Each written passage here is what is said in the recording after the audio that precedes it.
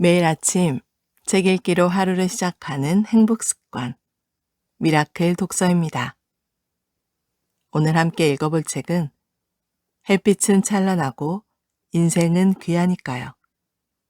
밀라논나 이야기, 장명숙 지음, 김영사에서 펴낸 책입니다. 여는 글, 내일이 궁금한 삶. 나는 1952년생 장명숙이다. 한국 전쟁 중 지푸라기를 쌓아놓은 토방에서 태어나 71살 언저리의 유튜버가 되었다. 아침에 눈을 뜨면 오늘은 또 얼마나 재미있을까? 설레이고, 저녁에 몸을 누이면 오늘 난 잘 살았나? 되돌아보고, 내일 또 어떤 일이 펼쳐질까? 기대하곤 한다. 유튜브를 시작하고 나서 나를 멋쟁이 할머니라 불러주는 분들도 있고, 롤모델이라 말해주는 분들도 있다. 모든 게 과분하고 고마울 따름이다. 그만큼 자긍심도 책임감도 커졌다. 300여 쪽의 책을 쓰면서 내가 살아온 시간을 되돌아보았다. 사는 게 참 극기훈련 같았는데 이제와 생각해보니 에게 겨우 요거야? 라는 생각이 든다. 얼굴은 작고 입은 유난히 커서 어릴 때부터 못생겼다는 소리를 들었다. 몸도 약해서 작은 병치레로 고생도 좀 했다. 그런데 이런 외모를 가지고 태어나서일까? 아니면 이런 외모를 지적하는 환경 때문이었을까? 확실한 건 그런 환경이 준 컴플렉스가 나를 패션계로 끌어들였다는 점이다.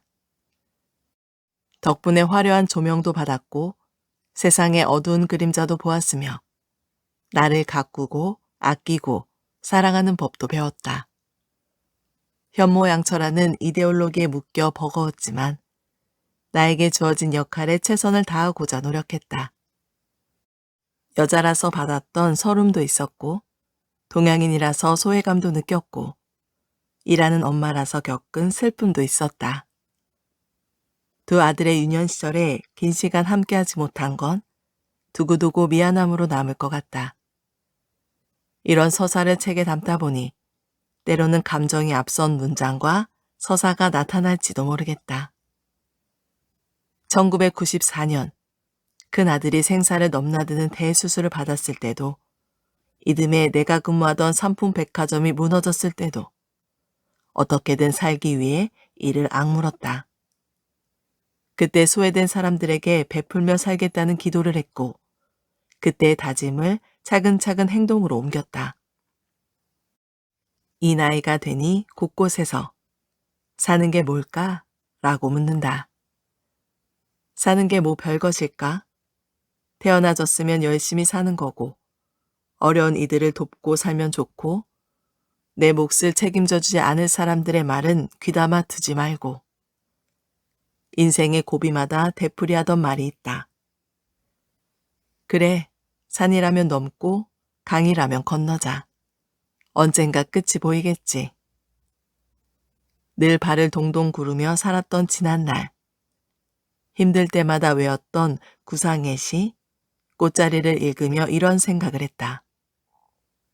지금 내가 걷는 이 길이 가시밭길이어도 어느 날 돌이켜보면 꽃길 같겠지. 조심스럽게, 담담하게 말하고 싶다. 매 순간 나는 성실히, 알뜰히, 정성껏 내 인생을 살기 위해 노력했다고. 그리고 이제부터 소외된 약자들을 위해 내가 가진 힘을 더 오롯이 쏟아보려고 한다고. 죽을 때까지 선량한 사랑의 서사를 이어가고 싶다.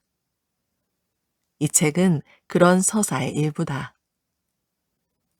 2021년 햇빛 좋은 날에 밀라논나 장명숙. 논나 이야기 1. 자존. 울고 있는 제자에게. 옛 제자가 찾아왔다. 오랜만에 보는 얼굴은 상하고 초췌해져 있었다. 이유가 있을 텐데 입을 쉬이 열지 못하던 제자는 마침내 오열을 터뜨렸다. 실컷 울게 가만히 기다려준 뒤 따뜻한 차와 보드라운 수건을 건네주었다. 울음이 잦아들면서 침묵이 흘렀고 제자는 눈물을 머금은 목소리로 나를 찾아온 이유를 소상히 풀어놓았다. 살기가 싫고 힘들어서 목숨을 끊으려다가 이제는 마지막이라 생각되어 스승이 나를 찾아왔다고 했다. 사연인즉 공황장애와 우울증으로 병원 신세를 졌단다. 그간 각고의 노력 끝에 원하던 조직에서 원하던 위치까지 올라가는 등 만족스러운 결과를 얻었지만 문제는 그때부터 고난이 시작되었다는 것이다. 재주도 많고 열정적인 사람이 풀이 죽어 있으니 가슴이 더 아팠다. 나는 티를 내지 않으려고 어금니를 꽉 깨물었다. 중년이 된 제자는 바위처럼 무거운 한숨을 쉬었다. 보수적인 시댁은 용돈 액수에만 관심이 있고 남편의 태도는 결혼 전과 180도 달라졌다. 가정 안팎의 온갖 굳은 일은 모두 자신이 맡아야 한다며 깊은 한숨을 쉬었다.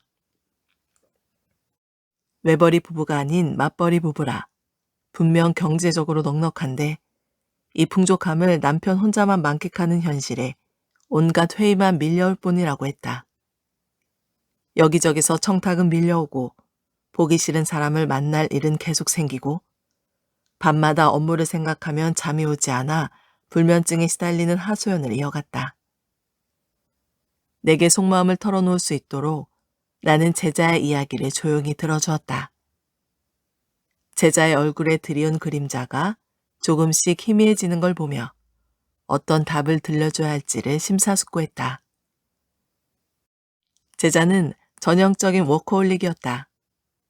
오랜 세월 자신을 돌보지 않고 과부하가 걸린 줄도 모르고 앞만 보며 달려왔다. 지금 자신이 어디에 있는지, 어디를 향해 가는지 방향을 잃고 허둥대다가 번아웃이 온 것이다. 그렇게 번아웃이 오면 불면증을 겪게 되고 불면증에 시달리다 보면 번아웃 증상은 더 심해진다. 알코올로도 신경 안정제로도 다스려지지 않으며 우울증이 깊어져 극단적인 상상까지 하게 된다. 작은 걱정을 크게 침소봉대하니 항상 불안하고 초조하고 이유 없이 가슴이 덜컥 내려앉으며 심지어 부정맥 증상까지 나타난다. 특히 엄하고 까다로운 부모님 안에서 자란 사람일수록 완벽주의 컴플렉스, 전능감 컴플렉스가 작동해 지나치게 자기에게 높은 수준의 기대를 걸거나 스스로를 극한까지 몰아붙인다. 부모님의 기대를 채우려는 마음이 커질수록 부담감도 커지고 자기 기대치를 넘지 못했을 때 심한 좌절감도 느낀다. 내 앞에 앉아있는 제자가 그런 환경에서 컸다는 걸 예전에 어렴풋이 들었던 기억이 났다. 제자에게 이런 컴플렉스의 모습이 있냐고 물으니 어찌하세요? 점쟁이 같으세요. 라고 말하며 그제야 희미하게 미소를 지었다. 어찌하느냐고? 내가 다 겪어봤잖아. 정말요? 선생님은 항상 당당하시고 자신 있어 보여서 두려움이 없으신 줄 알았어요. 자, 그럼 내 얘기를 들어볼래? 그렇게 저녁 내내 나의 고군분투기를 제자에게 들려주었고 이런 조언과 격려의 말도 전했다. 무엇보다 나를 위해 산다는 대명제를 세우라고. 나의 자식, 나의 남편 앞에 나라는 한 음절이 붙는 건 내가 존재해야 자식도 남편도 있다는 뜻이라고. 내가 없어지면 나의 우주도 멸망한다고. 조물주가 나를 만드신 뜻이 분명 있을 텐데 죽었다 생각하고 도리어 살아갈 이유를 찾아보라고.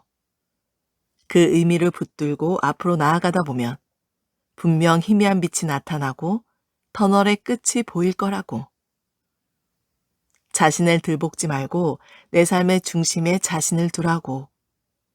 그러려면 자신의 어깨에 걸린 무거운 짐을 내려놓고 자신의 요구부터 먼저 알아차려서 들어주어야 한다고. 자신의 내면을 단단하게 만들어 놓아야 타인의 감정에 쉽게 휘둘리지 않게 된다고. 최선을 다한 거기까지가 자신의 몫이라고. 실패해도 창피해하지 말고 최선을 다해서 도전한 자신을 칭찬해 주라고. 쓸데없이 착한 사람 컴플렉스를 끌어안고 전전긍긍하다 보면 내 어깨에 온갖 굳은 일이 얹히게 되는 법이라고. 어려운 청탁을 받으면 자신의 능력으로 가능한지 냉정히 판단하고 불가능할 때는 담담하고 공손한 태도로 내 능력 밖이라 호언장담하다가 실수할지 모르니 좋은 관계를 망가뜨리지 않기 위해서 거절하겠습니다.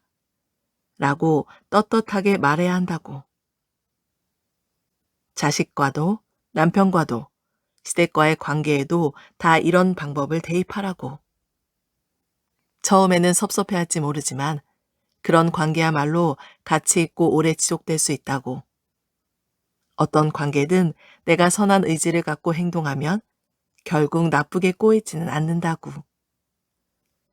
타인의 시선, 타인의 평가에 나를 내맡기지 말고 내 마음부터 따뜻하게 달래주고 품어주며 앞으로 나아가고 싶게 하는 에너지를 만들라고. 힘에 겨워 넘어지면 넘어진 채로 잠시 쉬어가고 주변 산천 경계도 구경하며 내 안의 소리에 귀를 기울여 보라고. 나는 제자의 표정이 어떻게 바뀌는지 몰래 눈치를 봐가며 성심성의껏 진심을 다해 일러주었다. 다행히도 세상 모든 고민을 끌어안은 것 같던 제자의 얼굴이 희미하게 평정심을 되찾아가는 듯했다. 그러곤 한번 노력해보겠다며 인사를 하고 돌아갔다. 며칠 뒤 그 제자에게서 전화가 왔다. 서서히 어두운 그림자가 걷힐 것 같다며 혼자 완벽하게 해결하겠다는 생각을 내려놓는 중이라고 했다. 선생님 말씀대로 하고 있어요. 실수해도 괜찮아. 넘어져도 괜찮아. 넘어지면 잠시 쉬었다가 툴툴 털고 일어나면 돼. 이렇게 저를 계속 다독이면서 천천히 힘을 내고 있어요. 내 몸과 내 마음이 무엇을 원하는지 느끼고 들여다보려고 노력합니다. 감사합니다. 곧 더 밝은 얼굴로 찾아뵐게요. 제자가 기운을 되찾은 것 같아 다행이었다. 인생에 한 번뿐이라는 게 이럴 때는 참 아쉽다. 첫 번째로 살면서 깨달은 것을 두 번째 태어나 살아가면서 써먹으면 두 번째 생은 참 수월할 것 같은데. 아니다. 그래도 한 번뿐인 게 좋다. 인생을 두 번 살면 힘들고 무서워서 못 살 것 같다. 남이 보더라도 라는 말. 오랜만에 남편과 언쟁을 했다. 46년을 함께 했으니 싸워봐야 뻔하고 힘만 빠지기에 웬만하면 그냥 대수롭지 않게 넘어가지만 그날만은 피하기 싫었다. 정확히 말하면 또 그 소리 하는 게 싫었다. 남이 보더라도. 이 소리를 들으면 나는 핏대를 올리게 된다. 내가 이 말을 얼마나 싫어하는지 알면서도 남편은 이번에도 또 그 소리를 하며 약을 올리니 견딜 수가 없었다. 이번에는 반드시 그 소리에 마침표를 찍고야 말겠다는 각오로 단단히 전의를 다지고 선전포고를 했다. 남이 보는 게 뭐가 중요한데? 왜 내가 남을 의식해야 하는데? 왜 내가 남하고 똑같아야 하는데? 남이 내 인생 살아줘? 내가 아플 때 남이 같이 아파해줘? 내가 배고플 때 남이 나에게 밥을 줘? 그 대단한 남이 나에게 뭘 해줬는데? 왜 내가 남의 눈치부터 봐야 하는데? 그 대단한 남 때문에 내가 당했고 겪어내야 했던 분노를 쏟아냈다. 인간은 사회적 동물이고 남에게 피해를 주지 않고 살아야 한다는 건 누구보다 잘 알지만 나의 사고, 나의 행동을 왜 남의 기준에 맞춰야 하는가? 이것이 분노의 근원이었다. 어릴 때부터 자의식이 강했는지, 반항심이 강했는지, 남이 하니까 나도 해야 한다는 식의 말에 늘 반감이 생겼다. 그래서 친정 어머니와도 가끔씩 부딪혔고 유난 떤다라는 꾸지람도 많이 들었다. 개성 강한 딸이 평탄한 인생을 살지 못하고 고달파질까봐 그래서 염려하신 것일 수도 있겠지만 정말이지 체면치에 진저리를 쳤다. 부모님과의 갈등은 결혼식 전후로 극에 달했다. 남이 보더라도 예단은 이 정도는 해야지. 남이 보면 자식 잘못 가르쳤다고 흉본다. 내가 보기엔 예단과 혼수를 장만하는 비용이 너무나 아까웠다. 그래서 정성스레 혼수를 준비하시는 친정어머니와 이에 불만을 갖던 나는 사사건건 부딪힐 수밖에 없었다. 친정아버지는 내가 직접 디자인한 웨딩가운뿐만 아니라 예식에 착용한 모자까지도 못마땅해 하셨다. 그 당시 누구나 다 쓰는 베일이 아닌 하얀 도크 모양의 모자를 보시곤 남들이 모두 쓰는 베일을 썼으면 좋겠다며 얼마나 노여워하셨는지 모른다.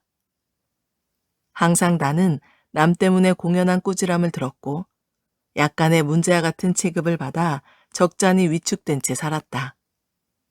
그래서 디자인을 전공하고 대학에서 후학을 가르치는 남자와 결혼하면서 적어도 보수적이지는 않겠지 하며 은근 기대를 했었다. 하지만 웬걸? 남편은 친정 아버지보다 한 수 위였다. 다행히 남편은 내가 미니스커트를 입든 스키니진을 입든 의상에 대해서는 잔소리를 하지 않았다. 나의 전공을 존중해주는 차원이었다. 그러나 의생활을 뺀 나머지에 대해선 걸핏하면 남이 보더라도 라는 말을 내세웠다. 정말 이를 어쩌면 좋나 싶었다. 한창 패션계에서 일할 때 가끔 퇴근이 늦곤 했다. 그때마다 남편은 어김없이 남이 보더라도 라는 말로 내 발목을 잡았다. 물론 남편의 마음이 이해되는 부분도 있었다. 엄마의 귀가가 이를수록 기왕이면 귀가가 일정할수록 아이에게 좋으니까. 하지만 나를 설득하려는 그 무기가 마음에 들지 않았다. 남편이 남이 보더라도 라는 무기를 꺼낼 때 내가 꺼내는 비장의 무기는 루이지네처럼 살자고 였다. 지금은 고인이 된 채 친하게 지냈던 이탈리아 친구 이야기를 예로 들어 미안하지만 내가 루이지네 집 얘기를 꺼내면 남편은 남이 보더라도 라는 말을 멈추었다. 루이지네 집은 평범한 중산층 가정이었지만 사는 스타일이 독특했다. 루이지네 가족은 2층 집에 살았는데 1층은 허름한 가구와 집기가 가득 놓인 생활 공간이고 2층은 좋은 물건을 모셔둔 쇼룸 같았다. 참 좋은 분들인데 좋은 물건을 쓰지 않고 허름한 물건만 쓰는 생활 방식에 공감이 되진 않았다. 루이지네 집 이야기를 하면 조용해지던 남편이 이번에는 거세게 반격했다. 누구네 집, 누구네 집도 다 그렇잖아. 나만 남의 시선 의식하는 위선자 취급하지 마. 남편이 예로 든 누구네 집. 그 집에는 내가 좋아하던 작가의 작품이 걸려 있었다. 전시회에서 본 것을 이곳에서도 또 보게 되어 반가운 마음에 어머 좋네요. 어떻게 이런 대작을. 감탄사가 절로 나왔다. 하지만 내외는 작가의 이름도 작품명도 모르는지 대답을 제대로 하지 않고 말을 얼버무렸다. 오로지 화랑에서 가격이 상승할 거라고 부추겨 이 작품을 구매한 것 같은 분위기였다. 그러고 보니 그림뿐만이 아니었다. 유명한 수입 그릇은 장식장의 진열용이 되어 그릇 본연의 쓰임새를 잃은 듯했다. 대신 식탁에는 케이터링한 호텔들의 식기들이 가득 놓여 있었다. 타인의 시선을 끊임없이 의식하며 알맹이 없는 삶을 살고 싶지 않다. 남이 보더라도 괜찮은 삶보다는 내가 보더라도 만족하는 삶을 사는 게 낫지 않을까?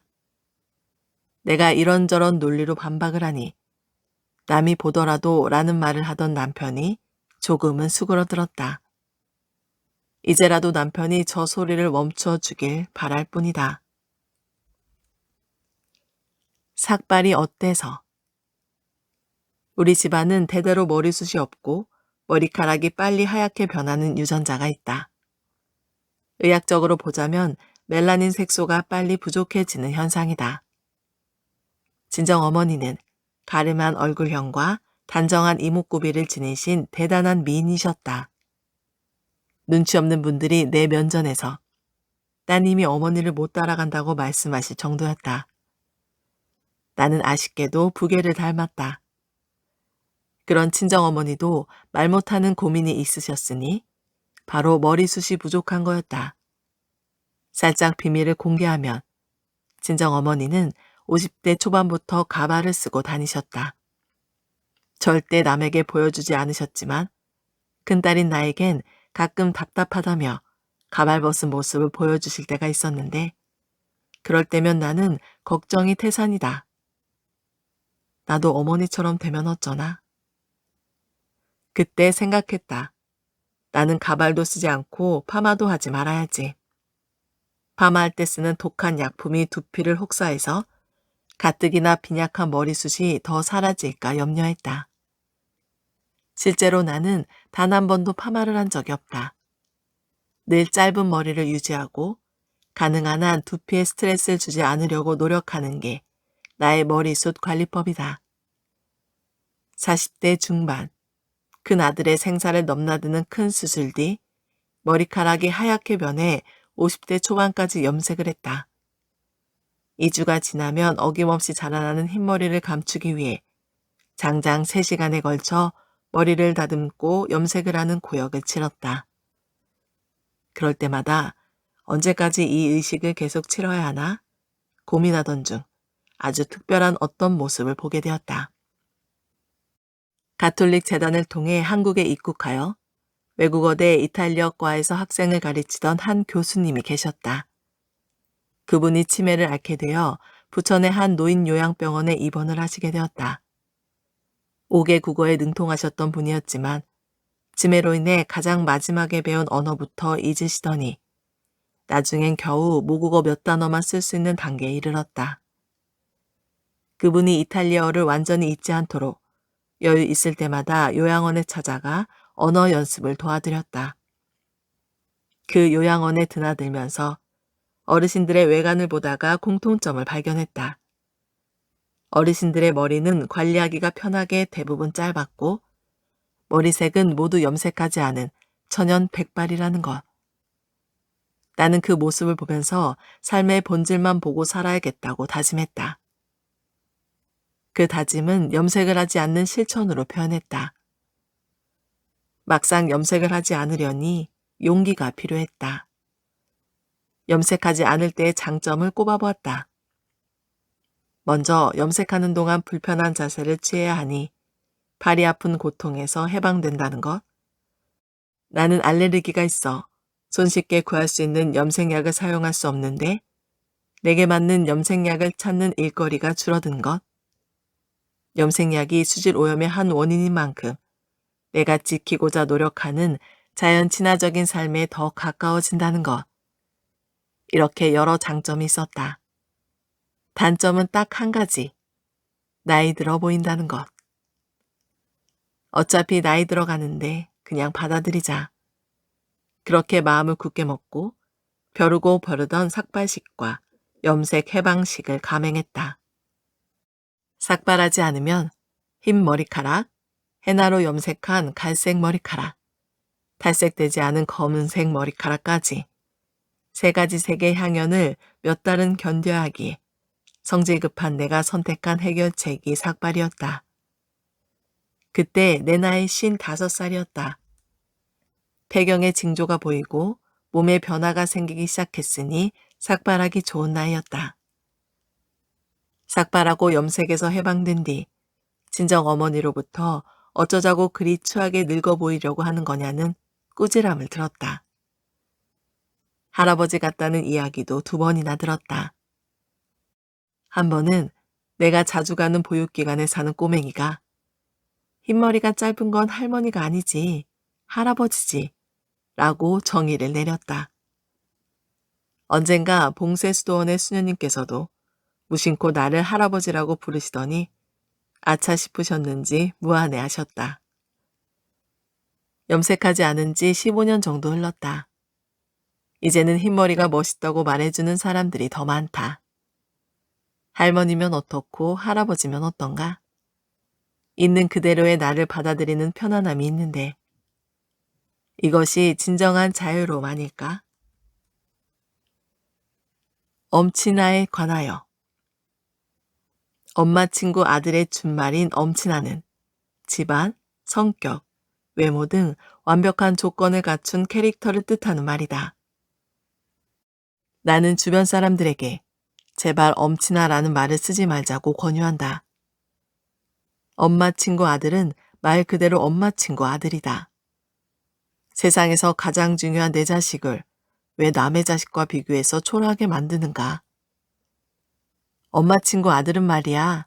라는 말로 자식의 자존감을 무너뜨리기 전에 그 아이의 엄마가 어떤 환경에서 자식을 키우는지, 어떤 태도로 아이를 대하는지 관찰하라고 말해주고 싶다. 내 자식을 내 친구 자식과 비교하기 전에 나부터 내 친구와 비교해보자. 사실 비교할 가치가 없다. 그는 그고 나는 나니까. 내 자식이 나를 향해 내 친구 엄마는 하며 다른 친구 엄마를 부러워한다면 어떤 기분이 들까? 양육자의 자존감이 바닥난 상태라면 결국 자신의 피양육자를 타인의 자식과 비교하게 될 것이다. 비교하는 순간 시샘과 부러움과 질투심이 생겨 마음은 지옥이 되고 불행의 가시밭길이 펼쳐진다. 세상 모든 인간에게는 고유함이 있다. 각자의 고유함을 인정해 줄 때 존재감이 형성된다. 내가 존중받으며 성장할 때 타인도 나를 존중하는 법이다. 나는 엄친아라는 말을 들을 때마다 우리나라 모든 양육자여, 비양육자의 자존감을 지키고 키울 수 있는 호칭을 쓰자. 이렇게 쓰인 피켓을 들고 엄친아 부르기 금지 캠페인을 벌이고 싶다. 이탈리아에서는 양육자가 비양육자를 이렇게 부른다. 미아 스텔라. 우리나라 말로 하면 나의 별. 미오 아모레. 나의 사랑. 미아 조이야. 나의 기쁨. 미오 테조로. 나의 보물. 따사롭지 않은가? 너는 세상에서 가장 중요한 존재야. 네가 있어 별이 뜨고 보물도 생기는 거야. 사랑, 별, 보물, 기쁨 등으로 불리니 아이들 자존감이 높아질 수밖에 없다. 엄친아 대신 나의 사랑, 나의 별, 나의 보물, 나의 기쁨이라 부르면 이 말을 듣고 자란 아이들이 얼마나 기쁠까? 얼마 전 영화평을 읽다가 밑줄을 크게 그어 놓았다. 비교는 인생의 기쁨을 훔쳐가는 것. 더 나아지기 위해 내가 비교해야 할 대상은 남이 아닌 어제의 나다. 오늘 미라클 독서는 여기까지 읽도록 하겠습니다. 오늘도 감사합니다.